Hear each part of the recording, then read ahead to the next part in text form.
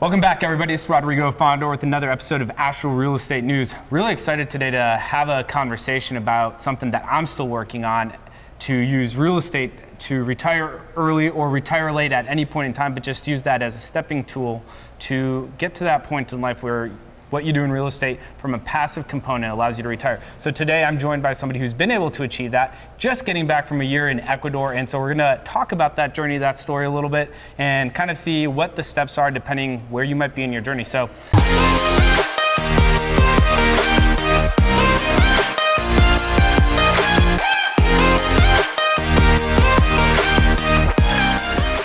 I'm joined by Coach Chad Carson. Thanks so much for joining us today. Thanks for having me, Rodrigo. It's great to be here. Yeah, super excited to listen to you speak here at the Rio event as well, and kind of pick up a little bit more knowledge every time.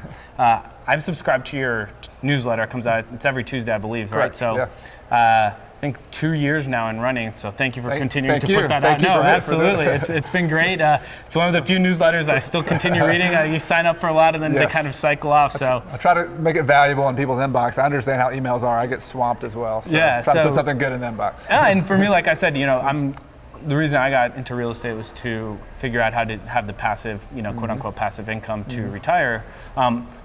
What's the definition of that? I know you've had so many conversations with people all around that, talking about that. So what is passive income and what does it mean to really retire? Yeah, so passive in real estate, I think even at the extreme is never like 100% passive. Right. But what I think is, if you compare it to a job, like, and for me, flipping houses, I've been a fix and flipper, I've been a wholesaler. I've had not many regular jobs, but my wife's had regular jobs. And so for me, it's all about not having to clock in at a job, go to a 9 to 5, and do something where you're having pressure to produce income, and you have to show up at a job and do it. So that's more what, to me, passive income's all about. And there's, in rental income in particular, like when I was in Ecuador, for example, I spent about an hour or two per week basically paying bills, doing bookkeeping, things like that. And so to me, if I spend an hour a week and I can pay all my bills and then some, that's pretty good. And so for rental property investment, that's kind of the end goal, is to have systems and have people doing a lot of the management for you. And that's the good thing about rental properties and also owning notes. I do some lending as well. Both of those lend themselves to having systems, and there's people who can do a lot of that kind of day-to-day work for you. What's step one to get to that? I mean, that's the whole proverbial, how to eat an elephant is just one bite at a time. What's that first bite? I think it's saving. I think it's not even a real estate thing. It's just getting in the habit of, step one is making money. So if you're not making money, work on the income side of things first. But once you start making money, I had a mentor of mine when I first got out of college. He was just kind of driving me around, showing me rental properties, and he said, "Chad, you want to know how to get rich?" I was like, yeah, of course. And his name was Louis. He's like, all right, I'm going to tell you a story somebody told me when I was in my 20s. He said, Louis, my mentor his mentor told him, hey, Louis, if you want to get rich, here's what you got to do. You got to learn to live on $30,000 a year and make $30,000 a year. Got it, Louis? Yeah, all right, got it. He's like, the next step, Louis, is you've got to learn how to make $60,000 a year and still live on $30,000 a year. Got that, Louis? Yeah, got it. Yeah. Then you got to learn how to make $120,000 a year and still live on $30,000 a year. So it's like, that's not rocket science. It's not like that's just incredible discipline, but though. It's this discipline. It's not easy, and so whatever your number is, you've got to have a big difference between like what you earn and what you save. That's the key, because then you can take that chunk of money, you can put a down payment on a rental property, you can pay it off if you want to. There's lots of options there, but without that, there's really nowhere to start. You've got to have those savings. Right. As you've been doing this for, and having these conversations with different people all across the country, have you found that there's a certain percentage or number that's like, hey, if you're like a one person, if you're single, you should be living on X amount, and if you're married and have kids, it should be this amount? Or is there any, I think for me personally, I would like having some direction like that would always be helpful. It's like, okay, like what's the number I should just shoot for? And right. Yeah, I mean, it's definitely gonna depend. I mean, so like if you're, the higher income you make, the more of it you can live off less of your percentage of your income and still be okay. So a family that's living off $30,000 a year, paying for all their, it's gonna have a hard time no matter what. So you got to make more money. But in general, if you're doing pretty well, you're making above average income, you want to increase your savings rate from the average. So like the average in the US is probably 5%, 6%. Okay. So if you want to be average, and the average person has about $50,000 when they retire, you know, so you got to save a lot more than that. We're talking like 25%, 50%, particularly if you want to retire in a much earlier time period, so 10 years, 15 years instead of 50, 40, 50 years. You got to get up in that like half of your income range is typically what I see for people who are retiring a lot sooner. So if you're making $100,000 a year, setting aside 40, 50,000 bucks. I mean, that's a big chunk. Right. But that's kind of what I was talking about with the story with Louis. Like, to the closer you can get to that, living off half, the better off you're going to be. Obviously, that's easier. If you make 500, living on half is a lot easier than if you make 20, you know, or 30 or whatnot, living on half of that. Exactly. As you were getting into the real estate, I know you mentioned wholesaling. That's or signing contracts. That's a really typical like number one step for people. Yeah. And there's a big allure to going into real estate full time and being your own boss and whatnot. And I kind of took that path, but sometimes I haven't wondered if I would have been better off staying as a W-2. Yep. And taking advantage of showing income and whatnot. And like, do you have an opinion on that or?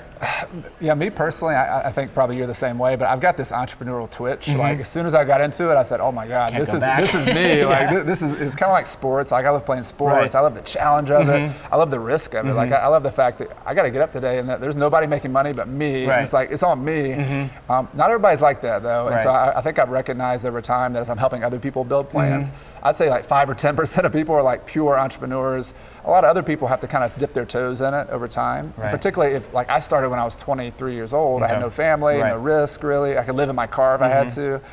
Now with 2 young kids who are 5 and 7, I think if I started now, I might go the W-2 route, or to me, my favorite thing is to be in sales. Like if you have any kind of inkling in sales, like I would be a commission salesperson. Something where you don't have a capped income. Don't give me a cap. Like give me like the minimum guarantee I can get and give me an upside. But again, that's our kind of mentality. But I think I think real estate is an entrepreneurial game, and out of a lot of people I talk to, they making that transition from W-2 to this entrepreneur game is a little tricky because you've got to learn to, live the income is not consistent necessarily. The savings patterns aren't consistent. The way you go out and buy deals is more sales than it is investment. So that's a transition for a lot of people. Is there a number of doors or loans or that people should be aiming for so that they can be like, okay, it's like I've got a 15-year plan. I'm going to buy 1 rental in year 1, 2 rentals in year 2. Like, have you found that? So much of that stuff, I guess, when I think about it, it's hard to really narrow it down. But I don't know. I don't teach it though. So yeah, I mean, I think again, it depends on your end numbers. Like tonight, we're going to be talking about like working it backwards. But I surveyed 850 people for the book I wrote. Okay. And what I found, like the median number that most people in the U.S., all across the U.S., was about 50 to 75,000 per year. If you worked it backwards, it's sort of their financial independence number. Right. And I know some people are going to be at 200, some people are going to be at 30. So it's going to vary. I mean, I'm just trying to give people like real numbers. And so 50 to 75, if you work that backwards, an average house in like Asheville, for example, that rents for $1,200 to $1,500 a month, you might have 7 to 10 houses, and getting those paid off. As long as they're free and clear. If you get those free and clear. Now, if you have leverage, maybe you have 20, 30 houses, but it's somewhere in there. And I think some people like listen to Bigger Pockets or listen to a podcast or go to a RIA group, and they're like, God, I got to have 100 or 1,000 units. Well, the big numbers are exciting to talk about, right? Yeah, no, it's. I'm trying to kind of go the other way. Like, no, you could have like 5 properties and just get them paid off and just make a big difference and have a pension. And so I think that's more the angle I try to help people out with. Now, well, talking about a big difference, obviously you do a lot of giving back with just your time and your knowledge and whatnot. And I know you've been a regular contributor on Bigger Pockets and on the podcast, and obviously your new book that just came out. Can you just share a little bit about that as far as like why you started doing that and taking that public eye and how people can connect with you if they want more information? Sure. Yeah. So I love teaching. And I also love learning. So like even when I first started, I'm just like going to every RIA meeting. I'm listening to every podcast I can get, every book.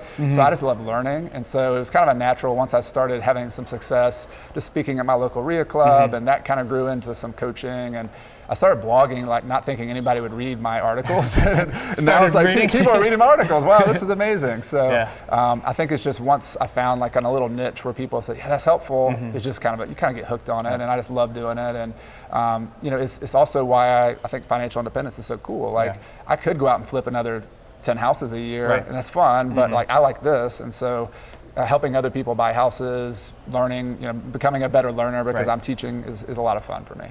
Well, I know you need to get on stage and have this conversation, but so where do people go to connect with you, to get your newsletter that I've been enjoying, been a big reader of, get your book, and just follow you on social media or just stay connected? CoachCarson.com is my website.